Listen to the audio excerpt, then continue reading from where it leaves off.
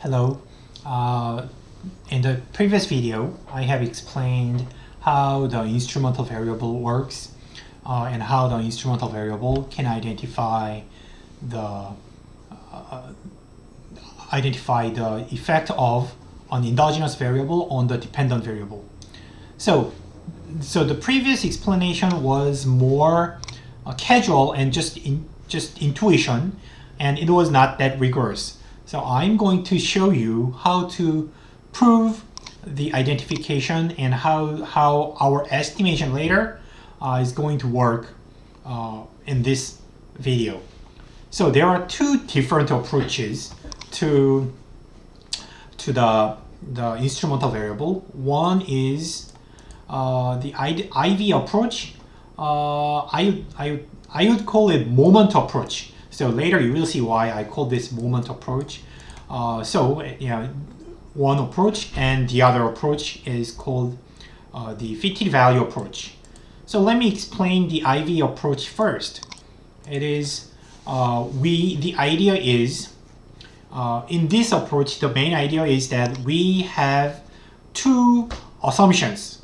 First, we assume that the instrumental variable is uncorrelated with the error term, epsilon. So this is a condition from the instrumental variable. And we also maintain this assumption. So it is innocuous. So the error term is on average 0. So how can we utilize these two assumptions? That's the point. The key idea here is that, by the way, we are still considering this model.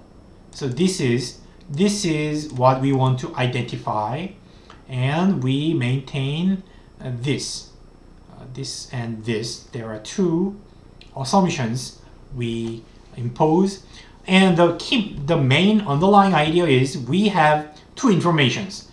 Expected value of epsilon equals to 0, and another assumption is that expectation of z epsilon is 0. Using those two assumptions, we are going to identify two parameters, alpha and beta, right? So two unknowns, two informations. And then intuitively, you should be able to identify. How does that work?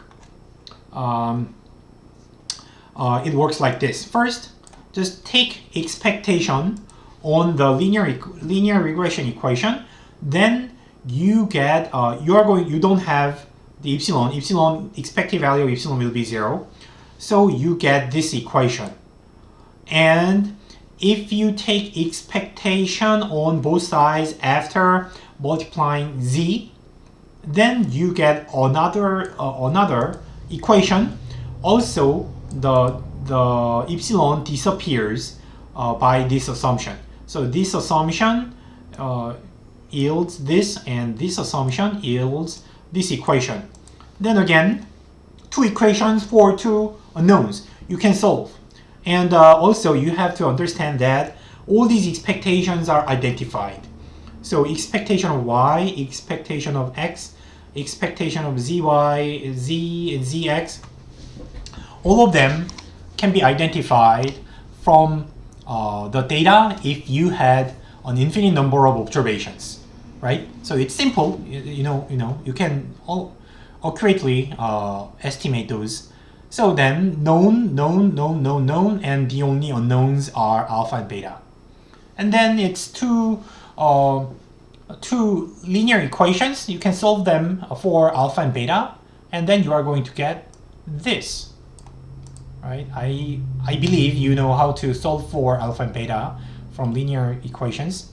And then as a result, you get this simple result. And this is exactly consistent with my explanation here. So the denominator is about covariance between the relationship between z and x, and numerator is about the relationship between z and y. So the new variable instrument increases wage, and instrument also increases the education. Their ratio will identify the effect of education on wage. So exactly, that's that. And for here, in this setup, you can find there are two required assumptions.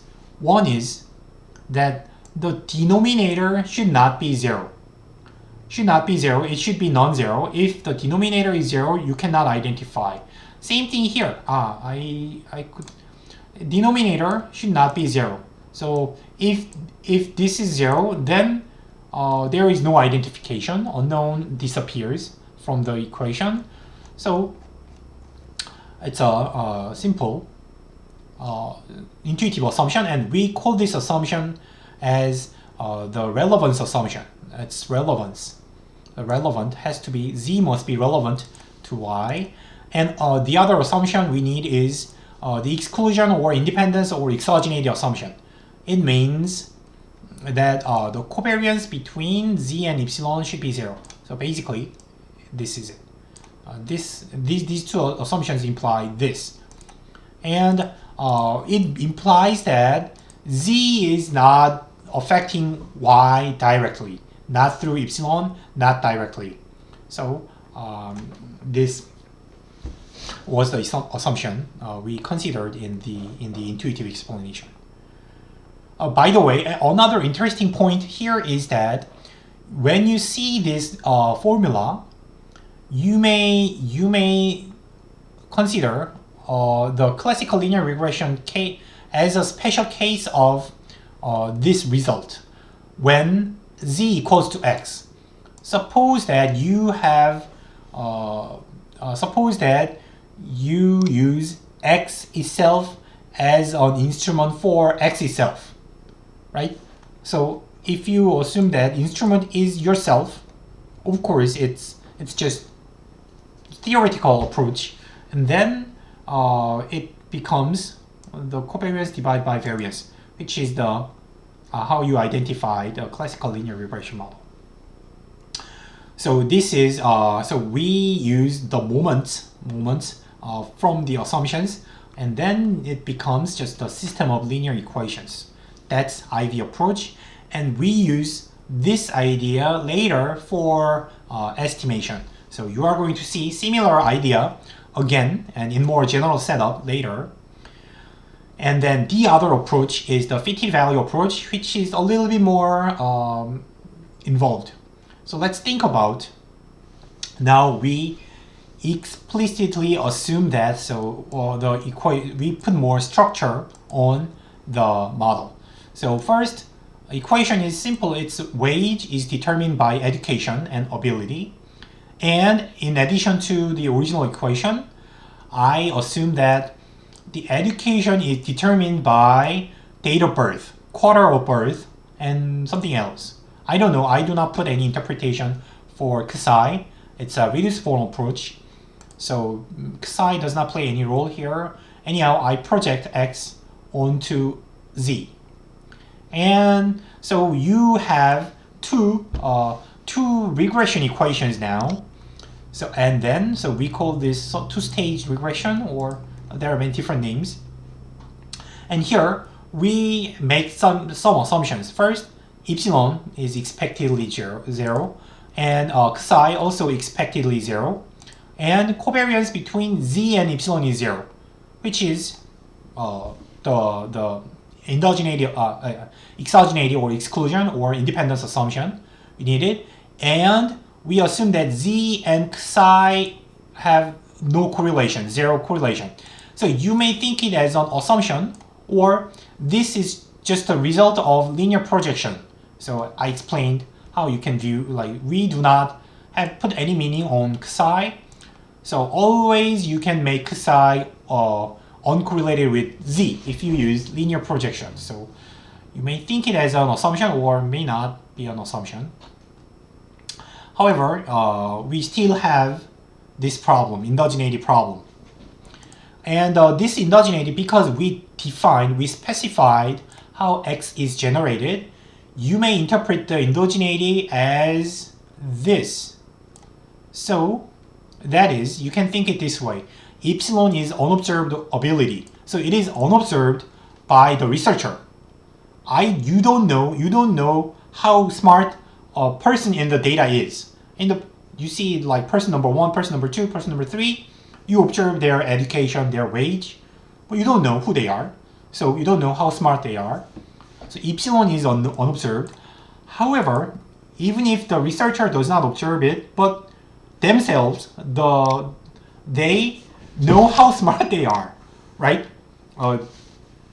You know how smart you are, and so when you decide to apply for the PhD, then you must have taken your ability into account. Your unobserved ability must be an important factor in your decision.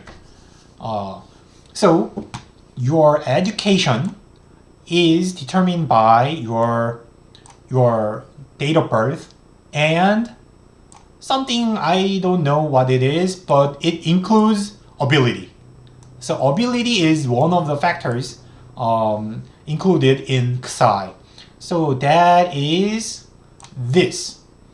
Even though the researcher does not observe ability, but the individual has more information than what you have in the data. So everything that is included in epsilon may be included in Xi. So the correlation is non-zero. So that's what causes the endogeneity. If it was 0, then there is no endogeneity problem. So it is always assumed to be non-zero. And this system of equations is referred to as the triangular equations model. So we say it is triangular because z affects x, x affects y. So it looks like triangle. So that's why it's called triangular equations model. And there are names. The first line equation is called the second stage equation because this happens first. So after x is determined by z, then y is determined by x. So y equation is the second equation, second stage equation, or we call this structural equation because it has its structural meanings. So we put meaning on this epsilon, interpret epsilon as ability, so it's structural. But x equation is reduced form, so it is called reduced form. I don't care what Xi is. I don't care if x and z really have a linear relationship or not. And yeah, no matter what they are, we may use linear projection to make this equation. Or it is called the first stage equation. And as I said, epsilon has meaning, but Xi does not. So difference between structural equation and reduced form equation. And we are not interested in delta at all. That's the main reason. We don't care what delta is, what gamma is. What we want here is we want to identify beta. When education increases by 1 unit, how much wage will increase? That's the main purpose of doing this. So we don't care about Xi. And you may understand this setup as is to endogenize x into the model. So remember, an endogenous variable is generated from the model, but previously I said x is endogenous. But without the second equation, the model does not explain how x is generated. So x is endogenous, but it is not explained by the model. That is the problem. So this approach extends the model so that x can be generated within the model. Now the model consists of 2 equations, so it explains every endogenous variable, x and y. So that's the main idea. So as I said, if you want, you may interpret this equation as the individual's choice of education. Remember why you came to the PhD program, maybe. So that's the first stage equation, and then the second stage equation will realize in your job market. how much wage you are going to get after finishing the PhD program. So that's the second stage. And from the data, we model the two stages at the same time. Okay.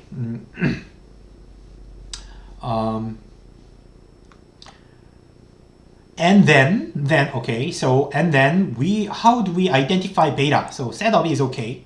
Then how do we identify beta? That's our main question. And first, in the estimation, we start from the first stage equation, x equation. X equation is easily identified because it satisfies all the assumptions for the classical linear regression model. So use the classical linear regression model to identify gamma and delta, right? It's simple. And then what I'm going to do here is I will replace x with this expression. If you replace x with this expression, you are going to get something like this, where x tilde is this part. And the new error term includes epsilon and psi. So you change the equation into this form, and the reason why I split x into this and this is because this is unobserved, psi is not observed, but this much is observed because z is observed and delta and gamma are identified. So you can calculate this much and then put that into x tilde. And then from this, I claim that the resulting equation is another, it satisfies the assumptions for classical linear regression models. So I say x tilde is exogenous. I claim that x tilde is uncorrelated with this error. So if I show that, then this final equation becomes another classical linear regression model. So you can identify alpha and beta borrowing the result from the classical linear regression model. So basically, it depends on whether this is true or not. So linearity and full rank conditions are pretty much automatic. It's easy to show that they satisfied. So the main problem is the exogeneity. So let's show that x tilde is exogenous with respect to the error term like this. Pretty simple, because x tilde is a function of z, and z is uncorrelated with psi and epsilon. So exogenous. That's it. So then you can call for the classical linear regression model assumptions, results, and alpha and beta are identified. Let me put a little more intuition here. So this two-stage least squares model, or two-stage regressions gives you the intuition like this. What we need is we would like to have a controlled or independent variation in x that varies without affecting epsilon. So I'd like to compare two identical individuals whose intelligence are the same, but their educations are different.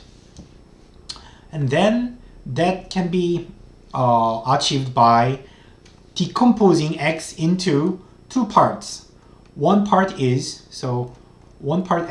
is decomposed into this part and this part. The first part is the variation in x that varies with z. So that moves together with z. And the second part is the variation in x that is orthogonal to z, so independent of z.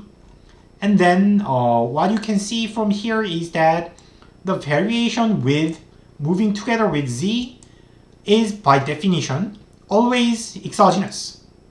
So if you decompose that into this way, the first part is always exogenous because z is exogenous.